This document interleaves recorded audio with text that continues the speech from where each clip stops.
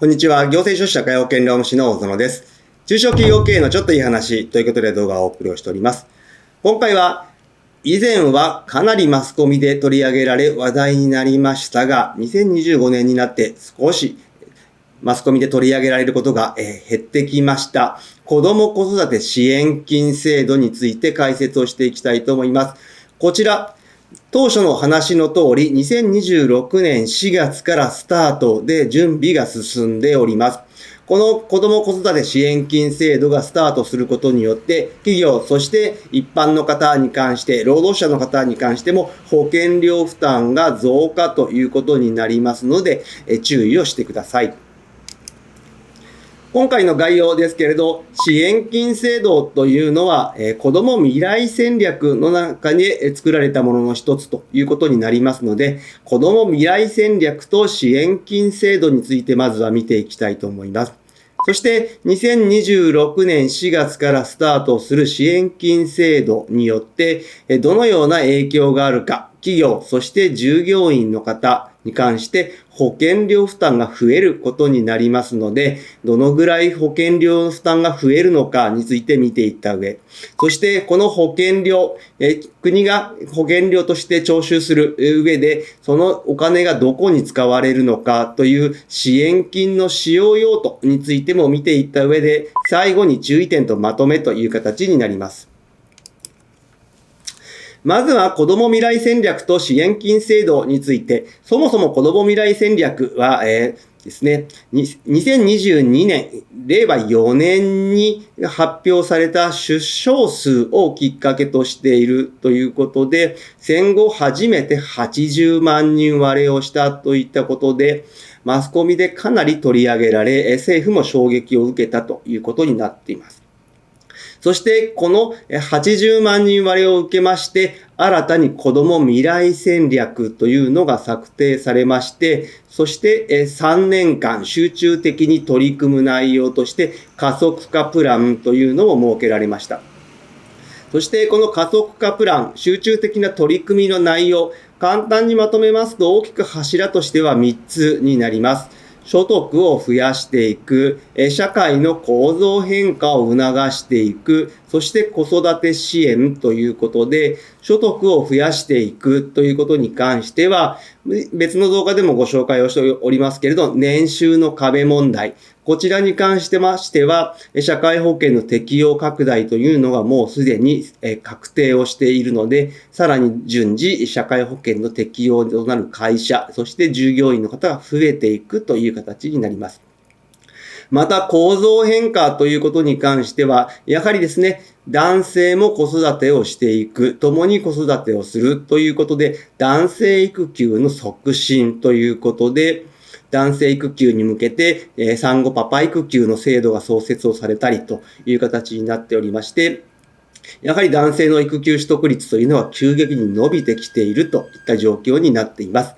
直近のデータでは男性の育休取得率 40% を超えたといったデータもありますけれど、やはりですね、新しい制度が後押しをしていることによって男性の育休というのも増えてきているといった状況です。また、子育て支援ということで、今回ご紹介をする支援金制度が設けられるという形。こういう中でですね、少子化が止まらないという状況の中で、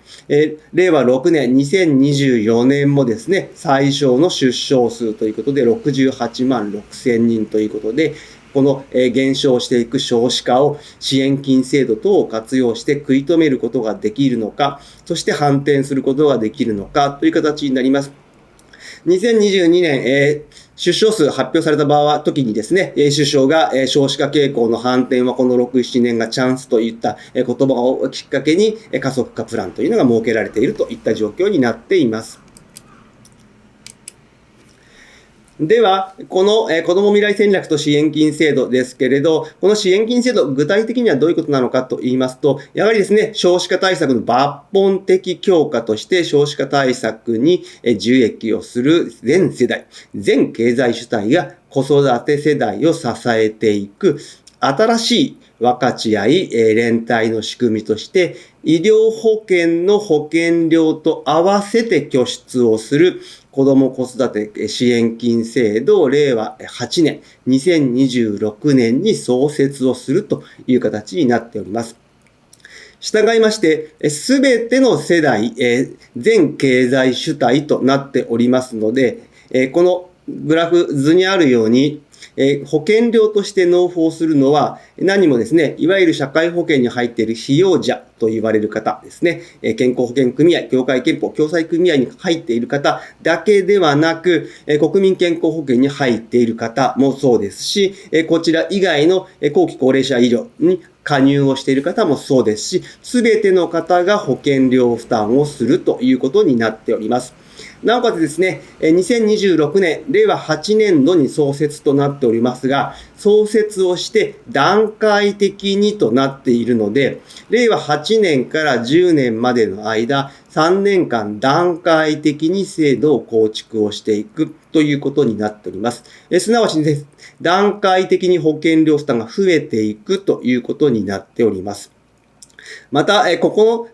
未来戦略に書かれております、いわゆる全世代型社会保障というところですけれど、ここに関しましては、不妊治療対策ですとか、待機児童対策、男性育休取得促進、そして医療費負担の現役世代の負担増加の抑制などを踏まえているといった形で、こういった形で、新たに支援金制度を設けることによって保険料負担が増えていく。ただし、実質的な社会保険の負担軽減をするということで、それに対しては賃上げ等で対応をしていくということになっております。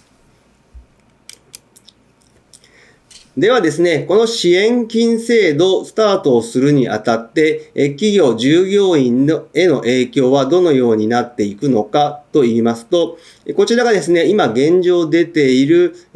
加入者1人当たりの支援金の金額、保険料の額という形になっております。細かくはですね、さらに今後詳細が発表されることになるかと思いますけれど、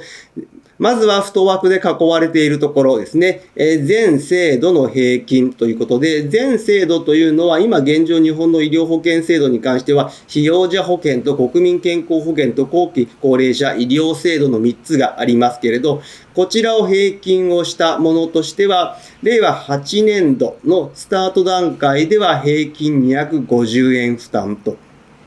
それが令和9年になりますと350円。令和10年になると450円の負担という形で年々増えていくという形になっています。そしてですね、やはり働いている方、被用者保険に加入している方に関しましては平均よりも高いということで、被用者保険の部分に関しては、1人300円ですね、400円、500円とどんどん増えていくという形になっております。そして、後期高齢者に関しましては、収入の部分を考えた上で、当初は200円からスタートで、令和10年には350円負担という形になっておりまして、各医療保険制度に加入をしている方、それぞれが負担をしていくという形になっております。従いましてですね、ここの部分に関しては、今後ですね、通常の保険料に上乗せをして、保険料負担をしなければいけないという形になります。では、こういって納付した保険料ですけれど、支援金に関してはどのような形で使われていくのかと言いますと、今現状発表されているのは1番から7番までという形になります。ただですね、もうすでにスタートをしているものもありますので、この中でまだこれからスタートを予定をしているのは、子ども誰でも通園制度と言われるものが、令和8年4月から給付化が進められる予定になっております。また、その他ですね、今後別の動画でもご紹介はする予定ですけれど、国民年金1号の被保険者の育児期間にかかる保険料免除措置というのが、令和8年の10月からスタートをする予定になっております。その他に関しましては、もうすでにスタートをしているものになっておりますが、やはり今後気になるのは出産費用の無償化。こちらはマスコミで取り上げられておりますけれど、今現状議論がされているといった状況です。少子化対策を受けて出産費用の増加といったところをカバーするために、出産一時金というのが2023年、令和5年に当初42万円だったものが50万円に引き上げられているといった状況で、こちらでカバーをしているはずなんですが、出産一時金の費用というのは年々上がっている。また、地域によってかなり差があるといったところがありまして、こちら出産費用の無償化というのが議論をされております。こちらはまだ確定はしておりませんが、令和8年度をめどにということで、自己負担の無償化に向けて動いておりますので、いずれ出産費用というのが無償化をされる可能性があるといったところになります。そして最後に注意点とまとめになりますけれど、詳細発表についてはまだ出ておりません。スケジュールを見ると、2025年、令和7年の10月から12月頃に詳細が発表されるというスケジュールにはなっておりますが、そういった場合ですね、支援金制度スタートをすると、給与計算システムなどの設定の変更というのが出てくる可能性がありますので、注意が必要です。通常ですね、健康保険、協会憲法なんかは3月に保険料改定がありますけれど、支援金制度は4月からのスタートとなっておりますので、2段階でマスターの改定が必要になる可能性があります。そしてですね、子ども子育て支援金制度に関しましては、給与だけではなくて、賞与役員報酬も対象になりますので注意が必要です。こういった形で今後保険料負担が増えていく制度がスタートとなっておりますので、影響は全従業員に及びます。早めに周知をしてほしいと思います。やはりですね、よく問い合わせがあるのは、なぜ子供がいない人ですとか、子育てが終わっている人まで支払わなければいけないんですかという問い合わせは結構ありますので、こういった質問に対する対応も準備をしておいた方が良いかと思います。今日の内容が明日からの経営にちょっとだけ役に立つことを願っております。ご視聴ありがとうございました。それではまた次回。